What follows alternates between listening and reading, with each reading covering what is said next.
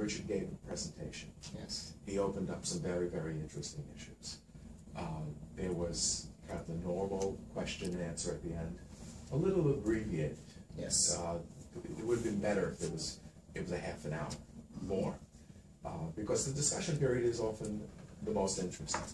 And in fact, the question you raised opened up important issues, and it sort of pointed to the issues, but actually the issues weren't explored.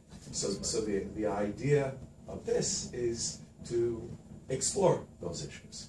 And it seems to me that at the very center of your comment and at the center of the presentation was the idea of critique. Yes. After all, I know Richard wants to qualify that a little bit, but the title of the paper was Anthropology, Critique, Hope. I'm also very interested in hope, as he knows. So, to see my paper on democratic hope. I look forward to it. And where was it published? Oh, you would like this, I'll send it to you. Yes, it was published a number of years ago. Yeah, good. So the idea is essentially to explore what was opened, but actually not pursued. Yeah. That's it. And we can do it in an informal way. So what I thought we would do is that Richard would explain what's at the very center of his piece, of the presentation, what he thinks the major issues are. I think it has something to do with the role of technocracy, technoscience in democracy.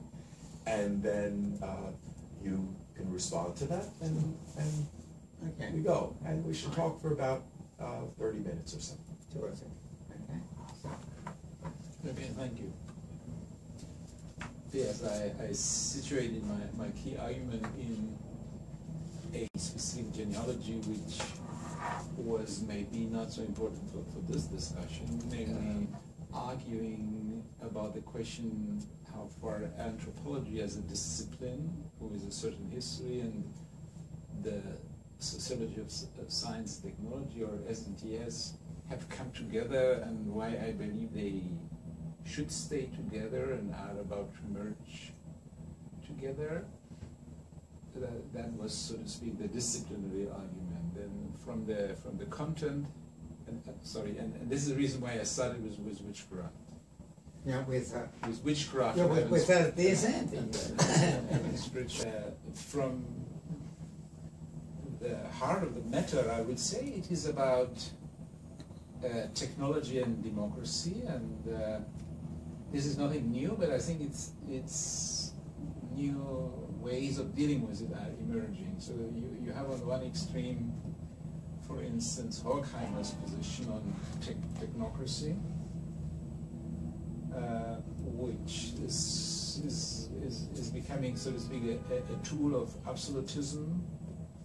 And then you have a long debate of about 50 years, which centers around the issue that technology in itself is neither good nor bad, but it depends on how it's being situated in a democratic policy. However, the argument which still goes on is technology, so to speak, this neutral tool, or is technology founded in politics and in science at the same time, and therefore we can speak of something like a democratic gap. A democratic gap in the sense that most issues of concern in, so to speak, late capitalism, industrialized societies are somehow related to technoscientific issues, and most decisions are being taken with reference to scientific or technoscientific solutions, and the laypersons, so to speak, the voters, who elect their representative, have no insight and no control, and are in the official rhetoric of science and technology being told that this is a neutral instrument to achieve political goals. And there are sufficient arguments around, in fact, mounds of arguments which show that this is not the case, in the sense that each technoscientific solution has its trajectory, it's situated in previous trajectories, and by following one other options are being closed, and it seems, I guess most of my colleagues will agree with that, at least in Anthropology, the STS, that it's time to rediscuss this. And the title walking I was speaking about was the need to defend the best forms of knowledge we have, the objectivity of science, and the need at the same time to situate it and to critique it. And here I guess we are touching sort of deep sentiments about where the greater danger or the larger error is situated. Is it in being overcautious about objectivity? Is it in being too relativistic, or is it on the other hand being too truthful to the way the technosciences are officially being institutionalized in modern capitalism? And as a maybe bridge to the last point about future making and hope, I guess it's about what kind of capitalism do we want, how do we want to shape the institutions which deal with these questions. And concerning this point, I distance myself from most authors who I think sneak out of this question, maybe the intentionality and the responsibility to design the institutions. Okay, you know, I mean, listening to you now, I mean, I think in the actual lecture, because you're giving the genealogy, it was a different stress on points. But I see that, in my mind, you're raising a set of issues, each of one have very important questions and problems that are interrelated but not identical. I mean, when I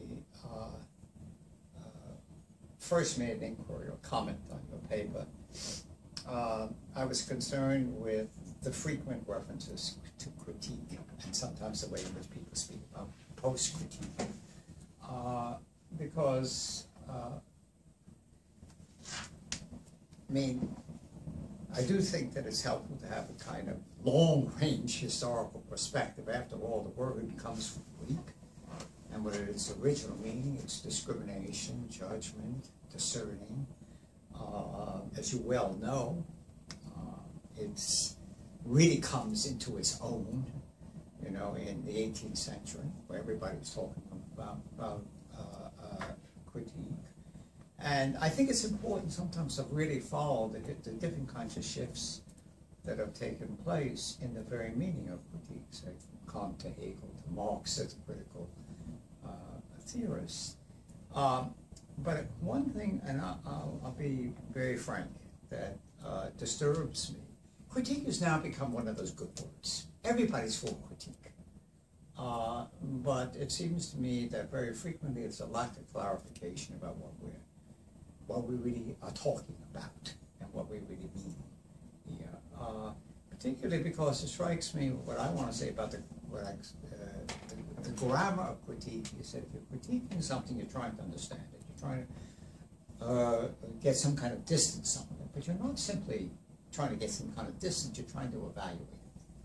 And it always seems to me fair to ask the question, if you're evaluating something, and then what are you appealing to as your standard of evaluation? Now, I don't want to get into, because all my life I've been arguing against it, the ideas of ahistorical universalism, foundationalism. But still, that's an important issue. It seems to me that one can't simply make assumptions about democracy or capitalism or something, that one has to tell a story or to be explicit about it. So that's one issue, okay? And let me just mention some other things, and then we'll come to, I mean, I'd like to get you to respond, and then we can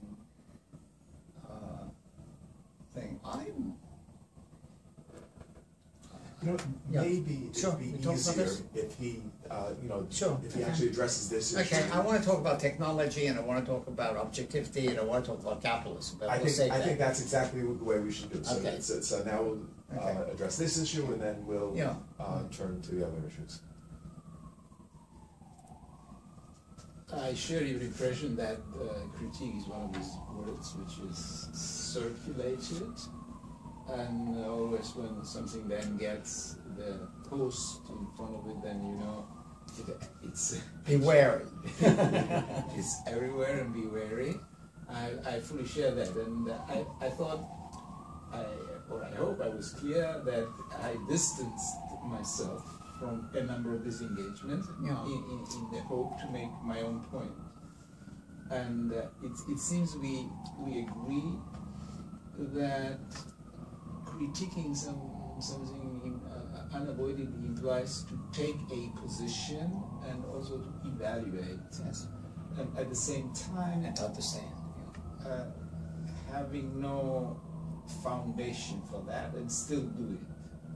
So, Even if you don't have a foundation. Well, then no you still absolute do. Yeah. foundation. yeah, Right, so I guess it's important to be clear that it seems we agree that there is no absolute foundation from which to practice critique in the direction of what are things worth, how are we meant to evaluate them, and what is their objective constitution.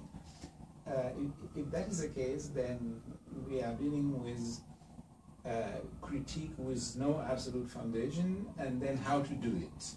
And here there are a number of suggestions in the air, and I distanced myself, trying to show out that Blur is sneaking out and is getting lost in addressing too much importance to the institutions, as if there was no way of stepping out for a moment and being critical, reflective. And I made the same point about Latour, namely that in the end, by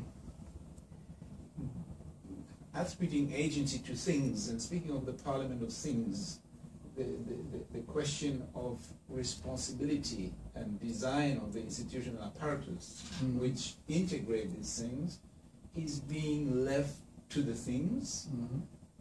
For me, this is something like leave the market free, as if there was a free market without regulation. The market is a result of a regulation, so you cannot leave it free.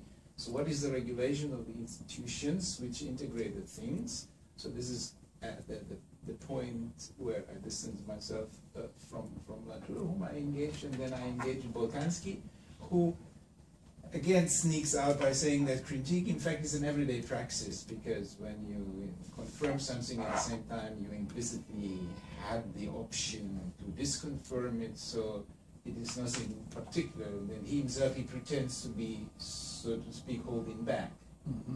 And this is something which I think doesn't hold, doesn't last, and is also not he doesn't do it in fact. In other words, there is a necessity to practice critique without a foundation, and here then I guess the argument starts. What does it mean? But maybe I should.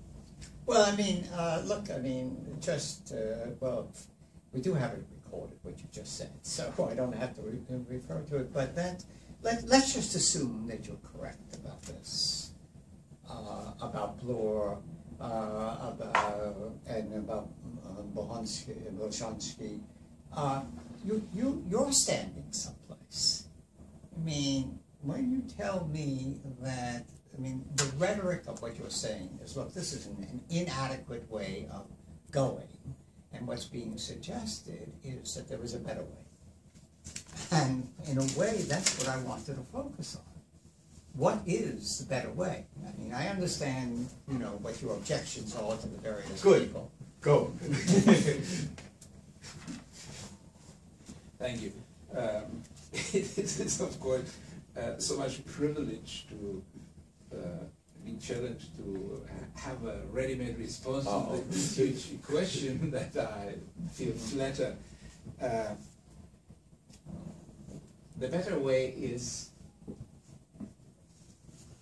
calculating in two things which seem to contradict each other and live with them, and stop trying to avoid either of them. And one of them is, for, this is my point, for juridical and political reasons, presenting an argument in public debates as objective, as the best we can have, is unavoidable.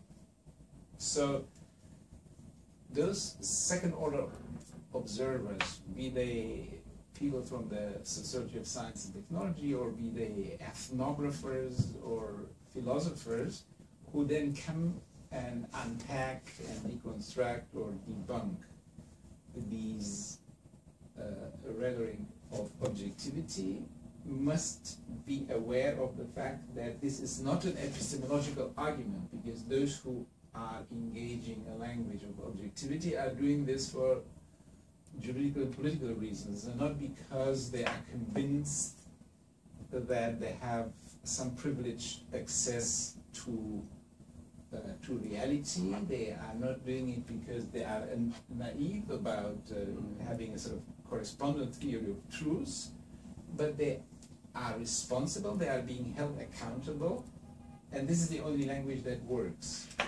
And this language needs to be protected, and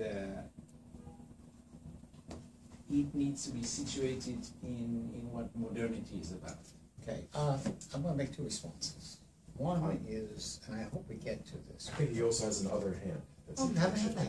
I'm sorry. Yeah. Oh, I thought you were finished. Yeah, you know, if It's I'm my nature understanding- to interrupt. Right, it's mine too, and it's actually good for this. So that we really get to what's at issue. It's my understanding what you're saying is that there's, on the one hand, there's the claim of objectivity as it exists politically, and even though we know that the claim, there are reasons to doubt it, it's very dangerous to destroy it. On the other hand, the danger of techno-science is that to make the claim of objectivity is answering all political questions. Yes, Yeah. so no, you made my second, you included my second Right, point. and then he wants to map out the zone where these two positions are in tension. You know, so it's important that you not just respond to the first part, because he has this second part. You sure? Okay. Yeah. Yeah, I may not have said it correctly, but I like to add a sentence. Yeah, I definitely have the second part, and this is where it comes to the deep fears, which is the most dangerous thing. It is dangerous to be critical about the rhetoric of objectivity of the techno-scientists, but it is equally dangerous to let it go and assume that the institutional arrangements, the institutional apparatus which makes the technosciences work, is just there forever, while in fact it was designed, and it was designed in such a part that it was set apart from political debates, and that is in order, but it has a certain trajectory. And during the debate, you mentioned, yeah, but we don't want the critical opinion of Tea Party people on climate change, because the people in charge. Well, that was because you were talking about who you're associated with. That's what I was getting at. Yeah. When you were using that phrase, Yeah, okay. you thought that that was helpful. I think that was not helpful. You know, I think it was in comment about the tour, about Yeah. that he wanted to take up this kind of Heideggerian expression. Yeah. Okay, so maybe then Sorry. we leave Okay. that example off. Yeah. The clue is it has its own trajectory, namely to non-critically accept the way the technosciences are being implicated in economic and in political arrangements, like for instance in pharmaceutical research. How is this financed? Whose medication is being researched on? In other words, this is not an independent scientific project. This is deeply situated into financial arrangements and political arrangements. And in other words, the language of objectivity which comes out of a randomized clinical trial is something which we need to respect, and at the same time it is something which we need to challenge. And this balance, to think about it and how to deal with it was well, I mean, there are certain things I'm not getting. I do want to mention something aside, because I don't think it should be completely left out. And I think it's actually implicated what you're saying. There's a whole tradition of critique, which I think comes from Marx to critical theory and beyond, in which, I mean, the whole point when Horkheim was making a distinction between traditional theory and critical theory is to go back to a point about, that I think is very clear, I think, in the early Marx and Horn's ever since, that which is that we're going to get a kind of deep understanding of what is actually taking place that will speak to the subjects that will bring about change. So there's a motivational and an actional element. Now, it may be that, you know, this is impossible, but that one has to keep that in mind as what I think is one of the most, that critique is not just standing aside and just judging, but that it's supposed to have some kind of connection with praxis. But let me go back to the point that you're saying, because it's true. I mean, maybe I'm not clear. I know that there are people who are very skeptical, want to throw in all kinds of objectivity. But I'd like to think that we're beyond certain kinds of arguments about objectivism and relativism. I mean, you know, if we're talking internally about the sciences, whatever the technical sciences, whatever we're doing about context and institution and effects, seems to me at a minimal level, no one's going to do. Internally, there are various standards. They may not always be clear and determinate about what counts as right and wrong. You can't just make it up, you know. I don't care whether you're a Kuhnian or a Feyerabian or, you know, a Popaparian. That is, but I would think, and this is where I would encourage, I mean, the kind of development, is that really to think about, to talk about these as if they're abstracted. You know, this is just a kind of problem, an epistemological problem, is not to talk about the world that we're living in. And in that sense, really to coming to understand how it shapes us, how it shapes institutions. And things, it seems to me, you know, tremendously. But, you see, what's also the case is it seems to me that one has to be clear about the critical point of view there. I mean, let me use an example which you have not cited, but I think is important. Yes, one main tradition is technology and the technosciences are neutral, and everything depends on how you use them. We can build atomic nuclear plants and we can build bombs. But it does seem to me that whether you do it from a Frankfurt School way or a Heideggerian way, that there has been or a Marxist way, a deep strain in thinking that this is innocent, that instrumental reason and the way it works shapes, you know, our social life to a great extent. I mean, I think, although I'm not a fan of Heidegger, that one of the best essays that was written on technology is Wasser's technique. What is technology? Because he is trying to really elicit a certain kind of mentality that is taking over. So, I mean, for me, that's just the beginning.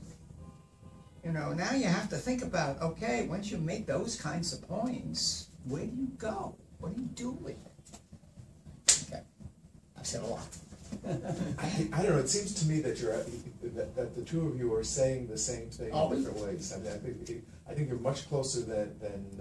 Well, I don't know if we're far apart. Maybe I'm missing something. Yeah. Do you think that there's a fundamental disjuncture between the two of you?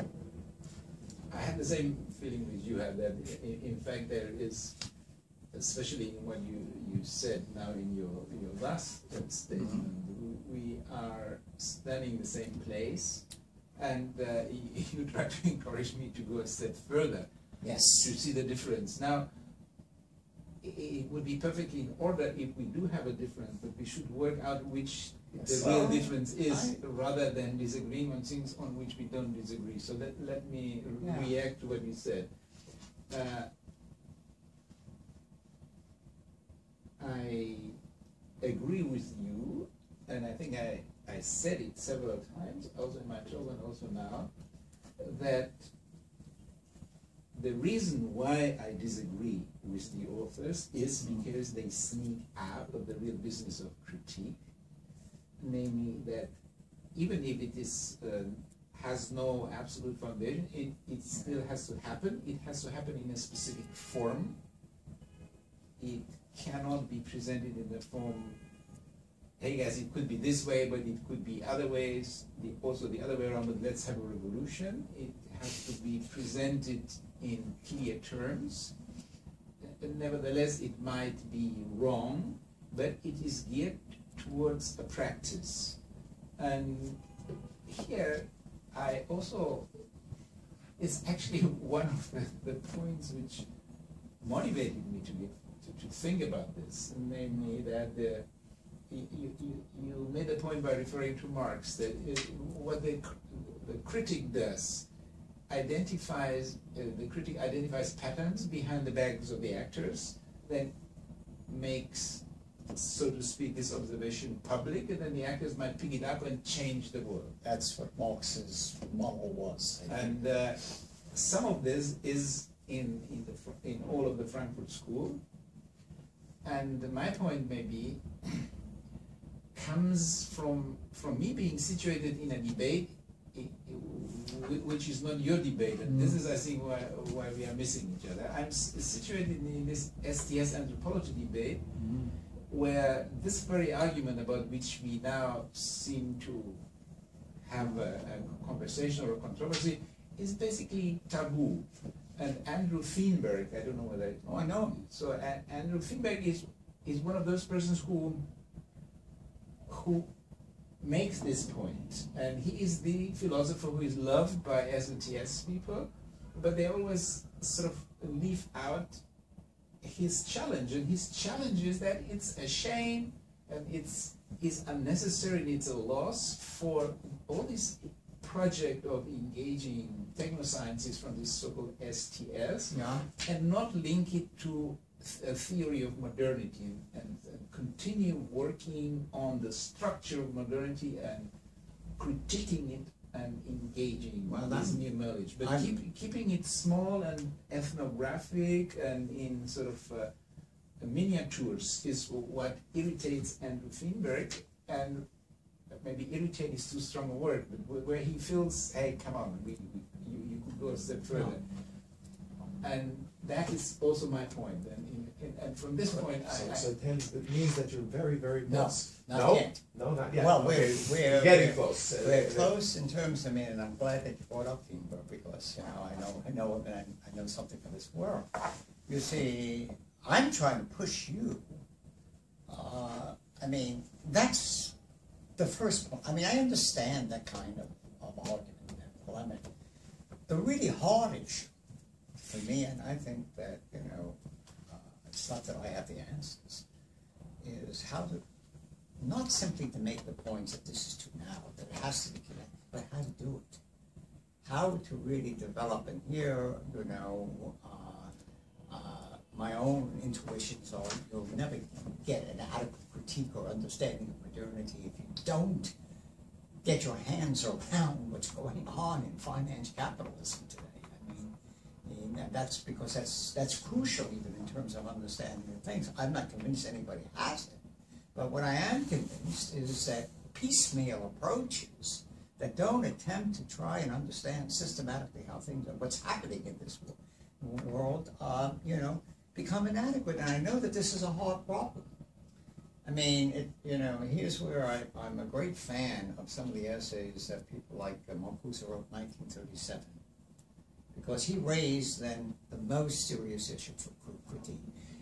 What happens when the transformations that you think are taking place are not taking place? What happens when you no longer can see or talk about an agency that's going to bring about the kind of radical change? It seems to me that's the most difficult question that continues on this. It's a kind of, because, you know, and maybe you too, I'm distressed by what I would call academic criticism, sitting there and talking about things that doesn't in any way connect up with motivation, with change, with some kind of social movement, etc. Now, I'm not by any means claiming I can do it, but I can't, but I'm claiming that's the problematic that I think a critical person who wants to take critique seriously, whether it be of techno-sciences or society or modernity, really has to try and think.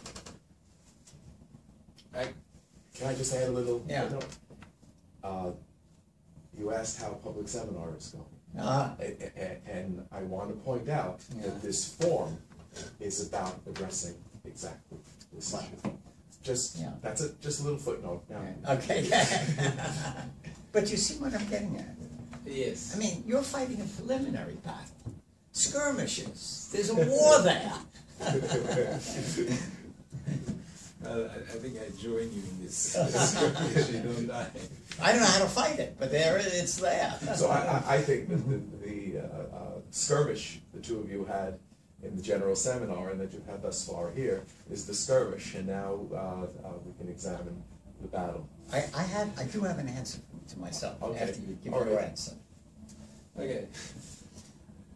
I appreciate that we agree on Andy Finsberg's approach to this, which brings us a step closer and maybe helps me to identify another sort of us talking into different, so to speak, debates, and slowly only approaching our own debate.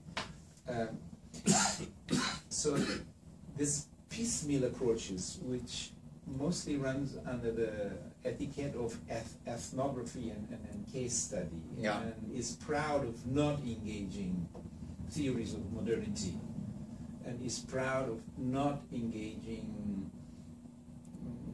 practice in the conventional way as it sort of happened in the 20th century. That is something which yourself, it irritates me. I'm also a conventional anthropologist. I'm working with what's being called the Global South nowadays, speak in Africa and there in more detail in the southern Sudan. So there is a war out.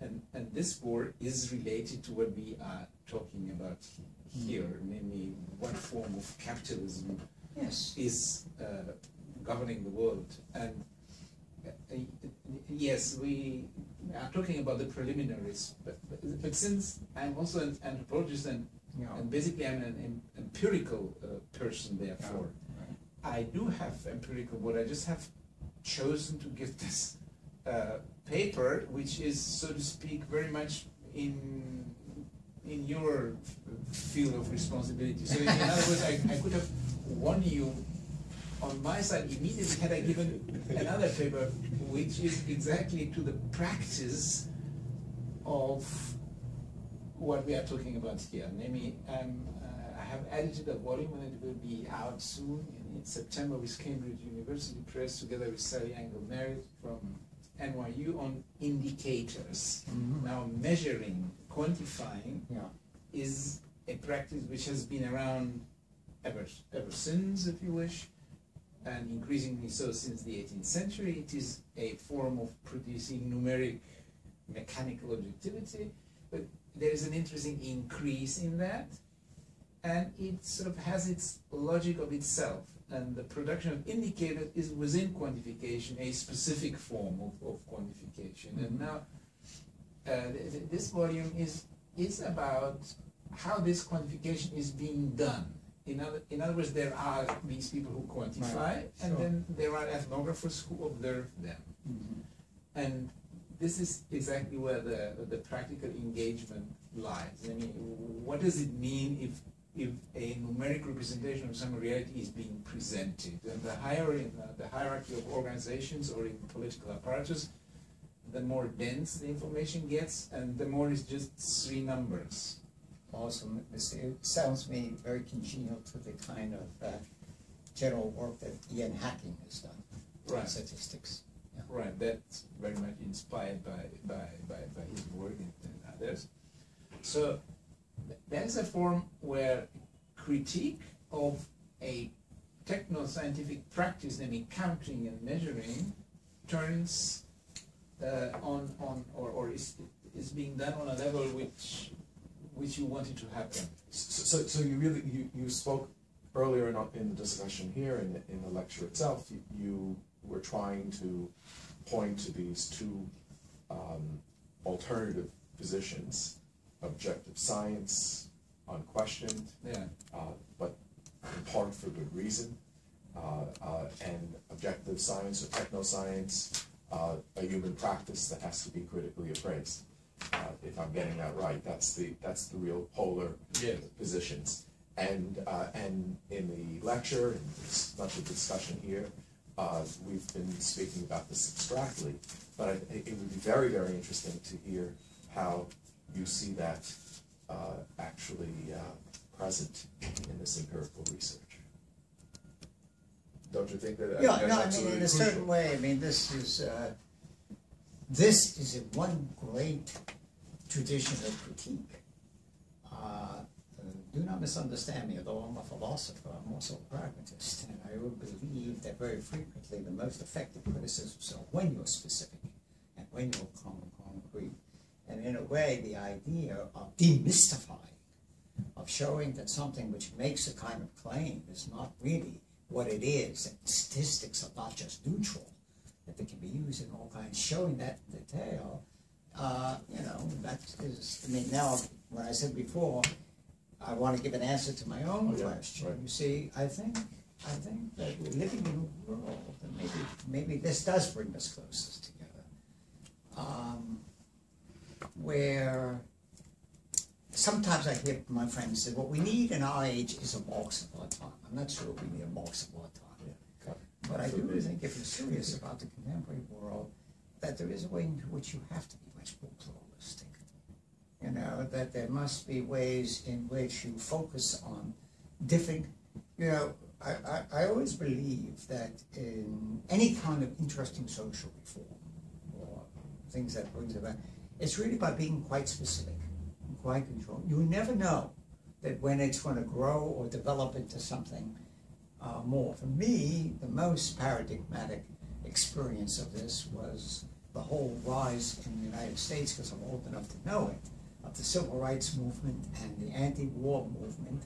Because when I first went to university, I mean, if we go back to the 50s, you thought nothing could ever happen. And then you began seeing a kind of an emergence of discontent, of people engaging in critical and growing into a kind of movement. And I always do believe, I mean, that's where I'm a real Arendtian. Yeah. Start small. Or I'm a Goldfarbian. Yeah. Start small, talk in your living room, and you never know, because it may end in nothing, but that's the way in which it seems to me significant critical reform takes place. Okay? You agree with that? No, I'm flattered. So in that sense, I'm not unsympathetic, although I do think it's very important, when challenged, critique in the name of what? What are you for? Not you, but anyone. What are you for and why? And you can't get away with cliches, more democracy, people participating. You have to try to do better than that. But nevertheless, it's a proper question that we all have to ask ourselves. Okay? I said my piece. No, I'm thinking that you're close, and that I'm with the two of you. I don't know if I want to be close. But I also have this feeling that maybe there still are some important differences. And maybe we can close by thinking about those differences, and then that those differences are on the agenda for our next discussion, or the discussions that could follow this discussion, but with other participants. Do you see, Dick has challenged you. I think you've intelligently responded, but do you see some distance between the two of you? I first mentioned the 2 points where I'm happy that there is no distance, because I would have been surprised if there was a difference, given the pragmatist orientation to which we both seem to have a certain sympathy, namely starting small and starting concrete is something I didn't mention in my talk, because I took it for granted, and people who know more of me know that that is my empirical work. Maybe I should have been more explicit about it, but speaking about the pragmatist sociology of Boltanski, for whom this is also the case, yeah. I sort of re-emphasize it, so we are in perfect agreement concerning that. The issue of scope, what is being criticized and in what direction, there is space for more debate, because it is already, I believe, a good scope to, you call it demystify, so sort of use this old word, it's not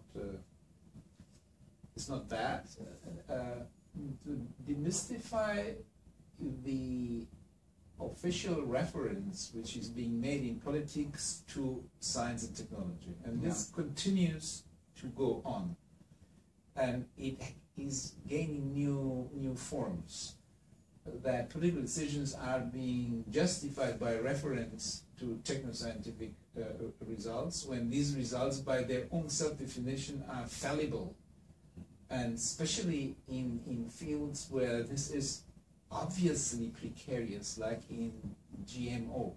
Mm-hmm. The amount of money which is being invested in that field without anybody exactly knowing what will happen is something which needs to be demystified, in a sense that it needs second order, sort of small and concrete engagement, and that already is a scope in itself.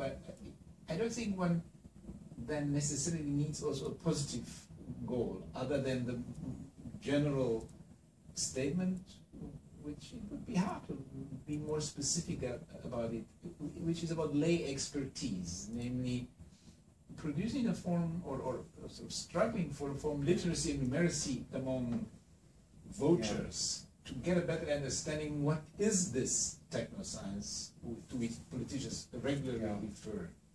Okay, let me just use the occasion to say something else rather than really sort of sum it up, because maybe that's what's reflected in my own voice.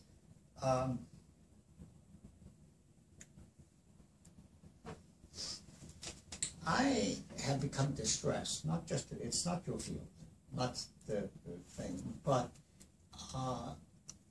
I think that something has happened in academic life, my own field especially, and if that is philosophy, things where more and more we are involved in a series of debates where we think we're doing making all kinds of radical steps internally, but really, who are we speaking to? We're speaking to each other, and that you know, whether we go back to, say, the great pragmatists in America like John Dewey, or we think of people like Hannah Arendt, or we think of even, I think of, say, Habermas in his early days, there was a much greater sense that there is a world out there, you know, that we got to connect up with, you know, ordinary people. I mean, it's like we can have these great discussions in the new school and forget that there are, you know, people struggling out there on 14th Street. So it's an impatience that I have, or a certain distress about what I think is happening to, I'll put it in quotes, the critical discourse, which is not really connected with any kind of real practice or real motivation, or with the ordinary lives of people, that I think is so important. Now, that's not a criticism of you. That is what I tend to react against when I, you know, follow some kinds of academic disputes that are taking place in the academy and don't really connect up at all. And in this respect, you know, You know, a hero for me is someone like Dewey, not because of everything, I accept everything he said, but he is an individual who could deal with the most abstract thing, but was writing, for changing people's lives, changing how they lived. You know, it's not easy to do in this world, but it seems to me that it's an ideal to give. So this is not meant as criticism. It's maybe meant as a kind of, what is my concern? What's bugging me about these issues? Okay? Do you want to make a final statement, or will we leave it at that? We can leave it at that. I say one sentence, yes. I often perceive myself as a partisan of those people where I lived for 3 years in the Nuba Mountains in the Sudan, which are in the third generation in a war. Yeah. And from time to time I can visit the place. I can't visit it since 2011. But so as a good old anthropologist, I'm grounded in a war zone. Good. And I'm suffering from observing how the academic field in which I'm engaging cannot give an intelligent comment to what happens in these situations, and my struggle is about finding a way back to make, well, I don't like speaking in the name of anthropology, but to make some kind of social science relevant for the people out there. And my conviction is that this is related to the key institutions of capitalism. Well, with this I completely agree. I mean, both in terms of what you're attempting to do, and then it's related to key institutions of capitalism. So I actually have things to say, but I will discipline myself. And you don't have to. no, I also have a sense of time. I will discipline myself, and we will post this on Public Seminar as part of the project that both of you, the two of you share and I share too, that we need to engage a broader public. My relationship with people in Eastern Europe was and still is like that. And I will write the first written response, which will be what I would have said here. So then we'll continue. Okay. Thank you very much. It's very, very As they interesting always say, conversation. you know, I always wonder when they're interviewed on TV, they say thank you. But I want to say, you're welcome.